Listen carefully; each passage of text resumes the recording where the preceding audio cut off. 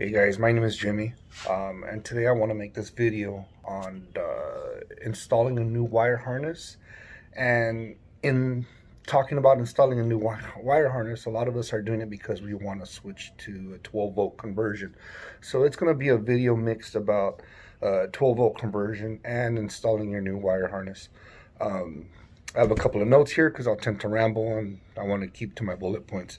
So first, let's talk about the wire harness itself. Before you go into making your decision on what wire harness to get and what to do, kind of know that you got to know the direction you want to go in. It's not like you're going to paint your car and then be like, well, I want this other type of interior. You want it all to be uniform and matched. So you got to actually have some pre-thought out plans already with your harness, what accessories you're going to want, what you're going to want to go where. Do your research. The next point I want to say before I take you into the car and we look around to what I've been doing already, and it's not done, but I figured right now is a good time to show you around in the car before everything kind of gets tied up and finalized. Bench prep. Bench prep is a big thing. So when you get your wire harness, you're going to see obviously the fuse panel, and you're going to see these rolls and rolls and rolls of wire. The harness I got did a pretty good job as far as separating the harness into every direction, as far as, the wires going to the trunk, the wires going into the engine compartment, the wires going to the dash.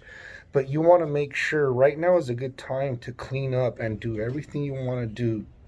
Take out the circuits you want to put in, put out, take out, put in extra wires you want to put in case you got something custom. Like in this one, I got power door locks. So you want to make sure you run your harnesses all on one. The last thing you want to do is get a brand new harness that looks nice and you want to just stack wires on top of it, because then it starts to look like garbage.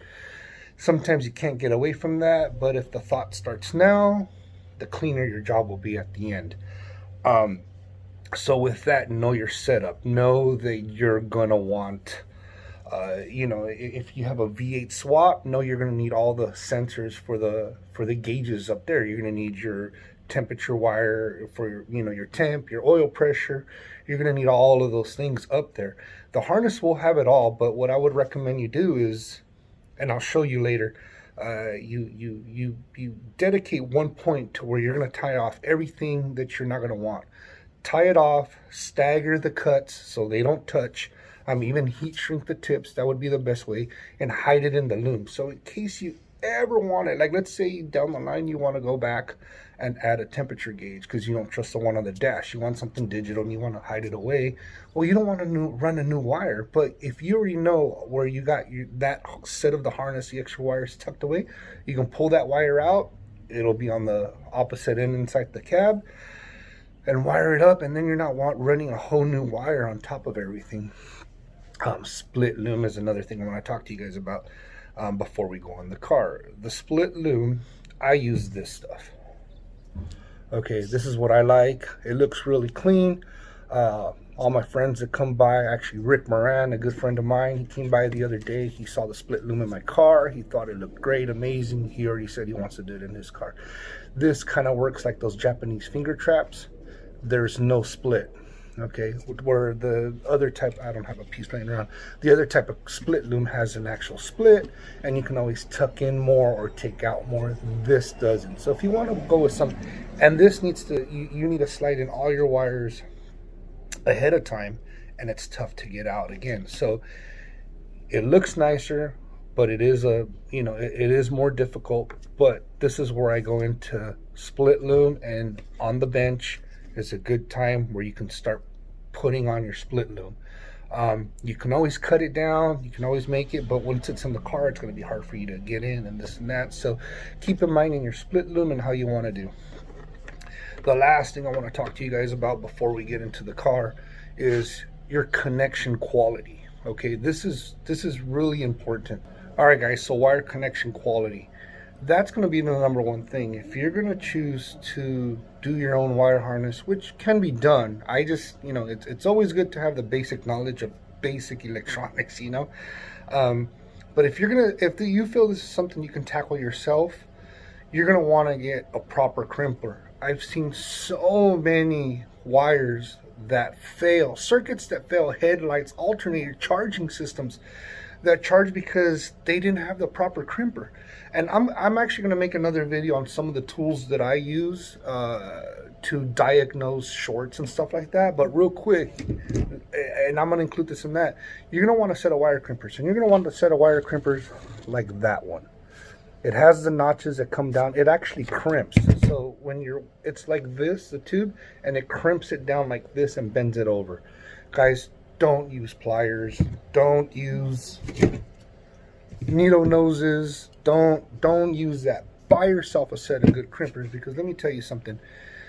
Once you install a new system, a new electrical system, the only way it truly fails, once you get everything working, day one, you got everything working. Other than a part breaking, that's an old part that you didn't replace. As far as the electrical harness, it should never fail. Proper connections, with proper connections and the right grommets, you're good. Wires themselves on the inside very rarely break. They will corrode from the tip up, oxidize, but that's because you put a bad connection to begin with. The only way you're going to have failure is a bad connection, or it rubs on the frame and grounds out and shorts out, and then you got a short problem. But you should never really have a continuity failure where your bulbs aren't getting the energy they need. It's either going to be a switch or it's going to be the light bulb, something mechanical at that point. So let me take you guys inside the car.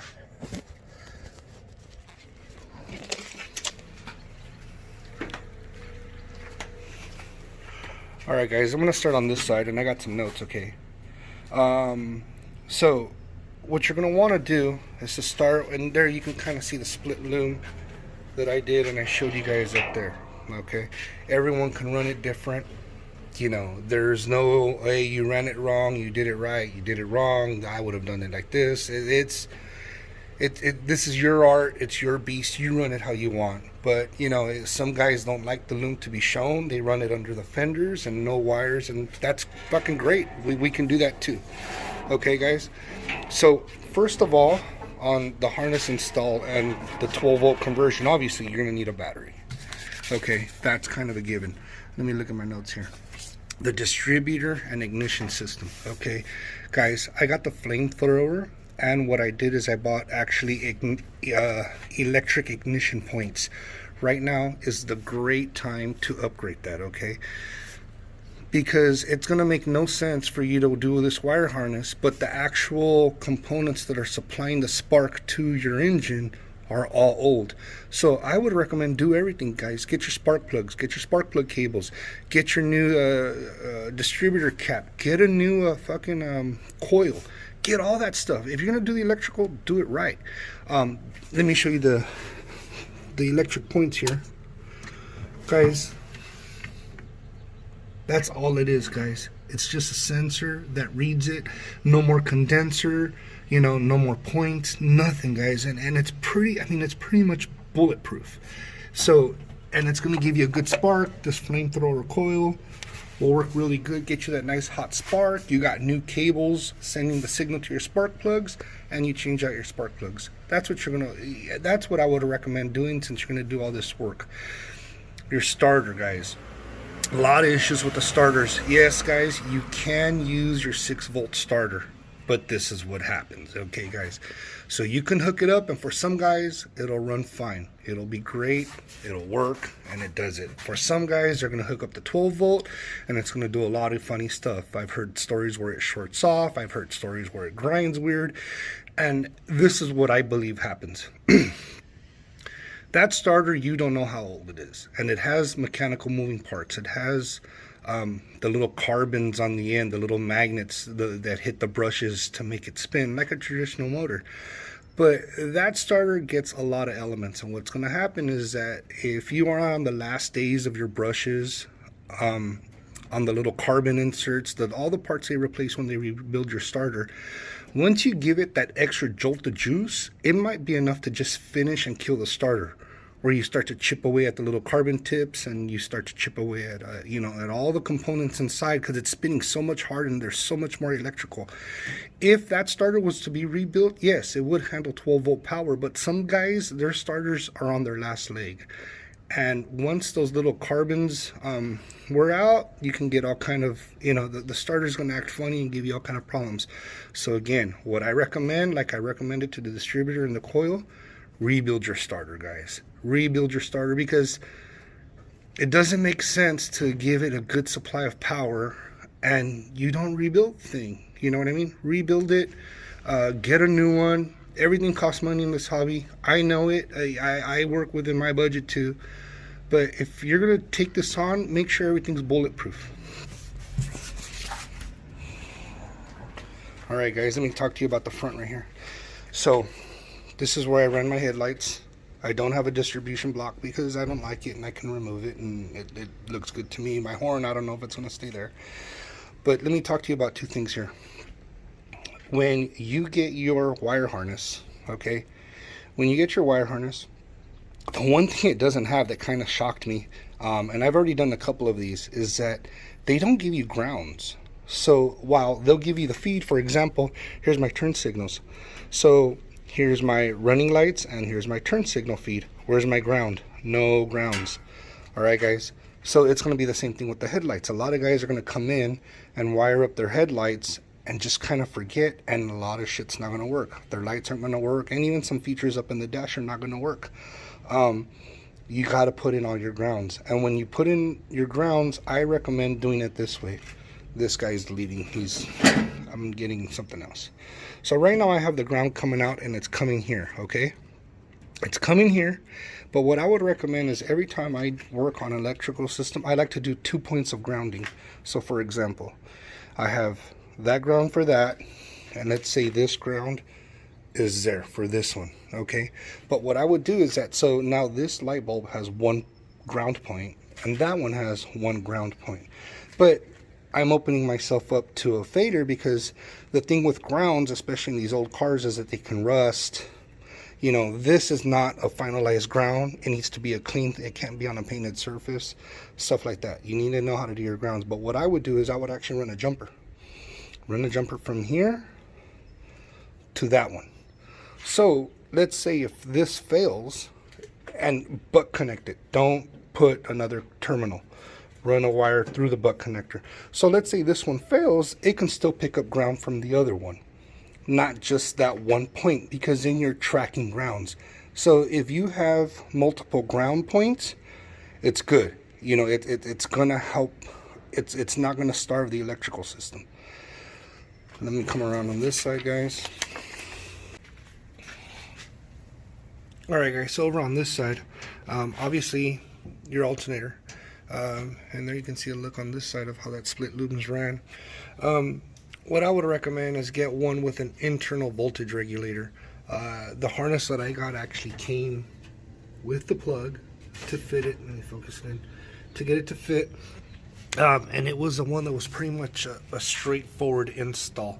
You're going to need to get your new brackets, which I don't have. I made a makeshift one for right now. But you're going to have to get your alternator set up and your brackets. And later in the video, I will talk about amperage for your car and the actual amperage gauge over on your dash. But over on this side, there's not too much going on other than the alternator. So let's jump inside. Alright, guys, so this is inside the car. This is my personal car.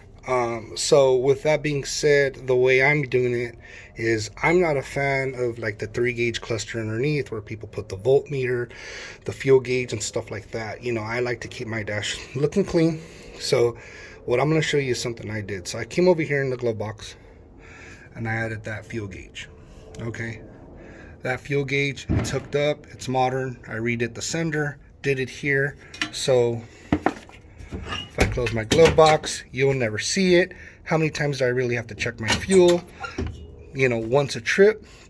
The other thing is that I disabled the amp meter. I'll tell you why when I get over to that side of the car, but let me tell you what I did for a voltmeter.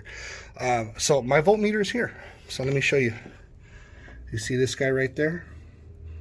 That guy gives me USB ports for charging my phone, but once I turn on the key, there's my volts. Alright guys, so I have the function of, there's my gas gauge just kicked on. So there's my gas gauge and there's my volt reading with two 5 volt 2.1 amp outlets. Guys, this stuff's cheap. You can get it on Amazon. You can do all that stuff. So that's how I did that. So, and my oil pressure and my temp, I run it off my dash. When you're converting to 12 volts, you know, you get your radio. That's what I went with. If you do have an older style radio that you want to keep, props to you. I'd probably do the same thing. What you're going to want to do is you're going to want to get a reducer to reduce the 12 volts down back to 6 just for your radio. And it'll work properly, not a problem. Oh, with that being said, also too guys, when you guys do your distributor, a lot of those have resistors as well. You're going to eliminate all of that if you're going to do the setup that I said. Alright guys, let's move over to the dash. So replace the key switch, the cigarette lighter. This is my horn. I got a push button. You're going to want to follow all the directions to your particular key. You know, there's a lot of people that ask, how do I wire my key switch? You know, you're going to have your battery in, your accessory 1, your accessory 2, your crank, slash, it'll probably be later labeled solenoid. Every component is different to every car, guys. So there's no universal way to say, oh, attach this wire to post 1, because it may be, post 1 may be different for your car. So you're going to have to do, like I said, a little bit of research to, to get to know your parts and to pre-plan your install. So for example, like on this, it's the battery, ignition 1, ignition 2, but my my turnover, I have the push button underneath.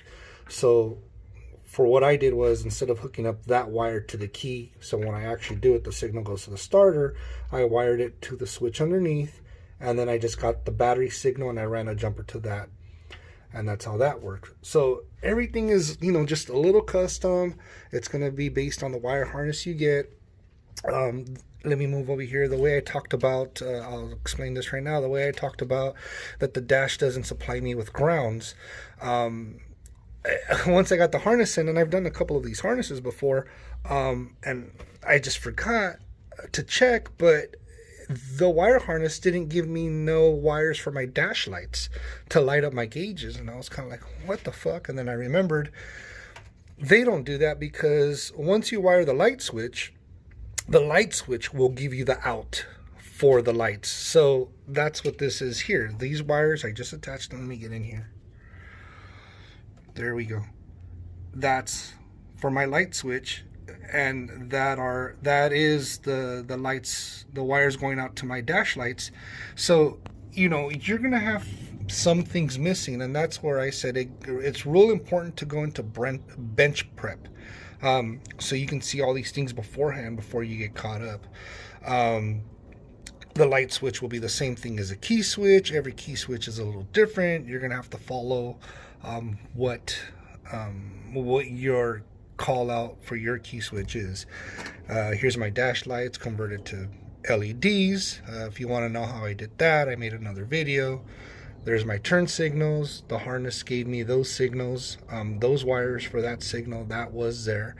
Let me show you where I mounted my fuse panel. So there you can see there's my alarm, there's my fuse panel, and it's running up. Like I said, this isn't a finished product. It's not cleaned up and dialed in. But before I did all that, it was easier to show it to you now with the dash removed. Let me go underneath so you can kind of see what I did.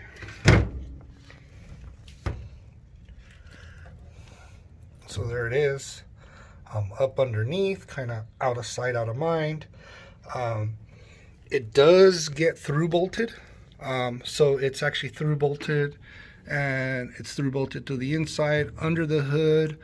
by the hinges of the hood, kind of got through bolted like that. Another thing you're going to want to do is that right up in here, I don't know if you can see where I'm pointing it, there is a little bit of a lip. It's not a sharp lip, but the lip sticks towards the harness, towards your fuse panel. You're going to want to hit that back to make it flat, so eventually the fuse panel doesn't move and rub. You're going to want to hit that so it's flat. And then what I did is I put a piece of insulation across the top, kind of like the outfield fences you would see at a high school fence, the little plastic yellow stuff. Put something like that across the top to help keeping the wires from rubbing on the top of that. I would say that's about it. Oh, guys, one more thing. Turn signals, guys. I'm not a big fan of the big old clunky switch that people add on. Guys, do the work. You can get the original switch. This one I think cost me 20 bucks. I just ran the wires. The wires come out through there. There's a hole. This is the way I wired my turn signals. I added hazard lights. If you're interested in how I did that, I already have another video out on that. Go ahead and take a look, and I'm there to share that information with you. But right now that we're here, I want you to take a look at this. Heat shrink, guys. Heat shrink and proper crimping is going to go a long way. Heat shrink is going to keep that moisture out from keeping your terminals from corroding. So guys, invest a little bit. Make sure you do a good install, guys. Invest. Make sure you do a good install. Let me take you around back. All right, guys. And now let me show you the back. Well, let's start right here. So here's my harness that's running to the back. And like I said, this should have been all divided up on your bench prep. So you would have had all this running out and going down to the side, and you already know that's going to the back, this part's going to the front, this part's going that way. So this would have been all done in your bench prep. Let me take you around here.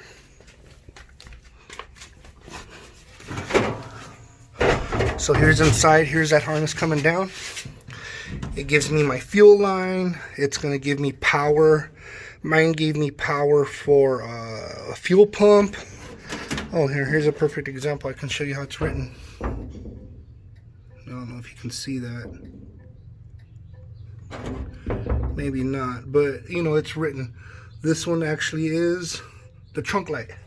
So if you want to light up a light in your trunk, there you go. But my turn signals just kind of run. Again, butt connectors is important for it to be properly done. This is pretty much straightforward. No tricks or nothing back here. Just make sure you get everything divided up and set up how you're going to want it. Alright, guys, so let me just recap on everything that we just saw. I know I didn't get too much into the light bulbs, and all of those things, because I think that's kind of self-explanatory. That's the fun part of doing the 12-volt conversion and your wire harness is, now you get to use 12-volt light bulbs. You get to upgrade your dash for the brighter bulbs and get 12-volt bulbs. So you're just going to have to find something that's going to work within those sockets. The headlights in my particular car, I go to the truck shop here that's local to me, and is it 6 or 12 volt? 12 volt now, bud. So that's how I get those parts. Again, let me reiterate that if you still want to use your 6-volt ignition system, your distributor, stuff like that, you need to put a capacitor in. If you want to use your 6-volt radio, which I think is pretty cool, if I had one, I'd do it. Do a 6-volt reducer. So it's the same thing. You can feed the wires to it. Just make sure you put that reducer in line, and the radio will have 6 volts. What else, guys? Butt connectors. Very important to do them properly. If not, you're gonna have all kind of issues. And label. I want to show you something. So this is a harness that I got, and this is the manual that it comes with. And it does have some instructions. It will give you that kind of stuff, which is cool, but there's a lot of stuff that's confusing. So every time I do a wire harness, especially for a customer, and even more for myself, because I want to know exactly what the fuck's going on in my car, especially if I'm doing it. I make my notes, okay? I make my notes, and, you know, for example, this is wire, you know, O2, it's pink, and that's my cruise control power.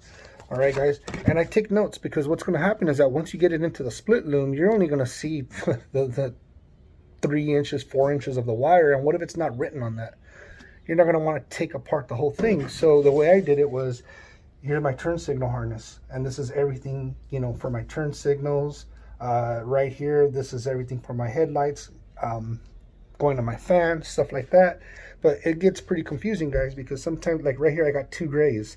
One is labeled fan, the other one's labeled fan power. We all have our different ways of talking. Sometimes I refer to certain things to the way I know and the way I was taught, and, you know, the way I grew up teaching other people. I refer to this as that. So when you see something like that, it's, well, fan power leads me to believe that that's going to feed my fan switch, and fan is the one that goes from the switch to the fan. But I'm just assuming, and that's all I got. Because it doesn't give you a breakdown like this. It will kind of tell you other things, but it doesn't give you a call out on where to hook up each point. So if you write your notes and already have it to a designated system, then you can troubleshoot within, you can isolate every system that you don't really understand to try to figure it out, because then you can power it up and you can see that power's coming out of this. You can tap the power to see if it activates the fans. So you know, you can do those kind of things by doing this. Again, I want to go back to another point that I talked about. I talked about the amp meter and the gauges, and right here it does say, if you're using an alternator over 80 amps, you're going to want to put a bypass. The bypass will go from the alternator to the starter directly, not through the amp meter. And I've had this happen where the guys want the amp meter hooked up, and I'll hook it up, and they happen to have like a 60 amp alternator that we're doing it with, because, you know, they're trying to do everything within a budget, and they're like, oh, I'll get my other alternator later, I'll get the one I want, something chromed out, I'm gonna put bags later anyway, but they don't tell me that. So I hook it all up, it's good. They hook up their new alternator that's pushing out over 80 amps, and that amp meter can't handle over 80 amps going through it. So it burns out the amp meter, and now we lost one more working amp meter is in the grave, because I don't even think they make that part remanned. Maybe they do, I haven't found it. But then you got to do all that work. So when the guys really want it, what I do is I just put that jumper wire anyways, because electricity will take the path of least resistance. So it will always be able to charge that way, but it's not going to pass the full amperage through it. Yeah, be leery on that and kind of decide what you want to go and what you want to do. That's why I said pre-think out your electrical system on what you want to do. You want fans, I want this, I want to do this, I want to do that, I want to have this, you know, I want the starter switch down in the bottom. Pre-think it out, guys. I think unfortunately, I think electrical goes underrated, because a lot of people think, oh, it's just hooking up 2 wires, what's the big deal? It's not. When we do it for you guys, it looks like we're hooking up 2 wires, but it's not. There's a lot of knowledge that goes behind it, and we kind of need to know what your intentions are with the car, so it can last and perform the way you want it to perform. You can do pretty much anything. So yeah, guys, hit me up. I mean, I hope this was a good video for you guys. There's a lot of other good videos, and I've seen those videos. A lot of guys, even before my time, doing 12-volt conversions, but I've never really seen one that incorporated doing a new wire harness at the same time. And that's what most people do a new wire harness for, is to do a 12-volt upgrade. So I know I didn't hit on everything. There's just so much information. And remember, guys, every car is custom. There's different harnesses. So where the ignition wire for my car is purple, for you it could be gray. So you can't, it's hard to say, oh, where do I hook up the gray wire? You know, you got to kind of have some basic knowledge. Do your homework, study, lay it out, pre-plan it, get your wire harness, look at it on the bench for a couple of days. Look at it, think about it. Keep in mind the ground wires that I said. Keep in mind circuits that aren't there, because you might catch something that's not there. Like I didn't catch the dash lights not included in the wire harness until I got it in, and I was like, oh shit, yeah, I kind of remember. So think it out, guys. There's other videos that will make other points that I didn't make, and hopefully I made points that those videos didn't make. Um, so yeah, guys, if you have any questions, message me, hit me up. This is something I do for a living. I just do want to share the knowledge. In this hobby, we need to share the knowledge. We can't hoard our knowledge, because this hobby will die, and these cars are a piece of Americana history, and it's a responsibility to keep these from going under. So I do got to share knowledge, and this is what I'm doing. So yeah, I'm more than happy to answer any questions. So hit me up, guys. Thanks.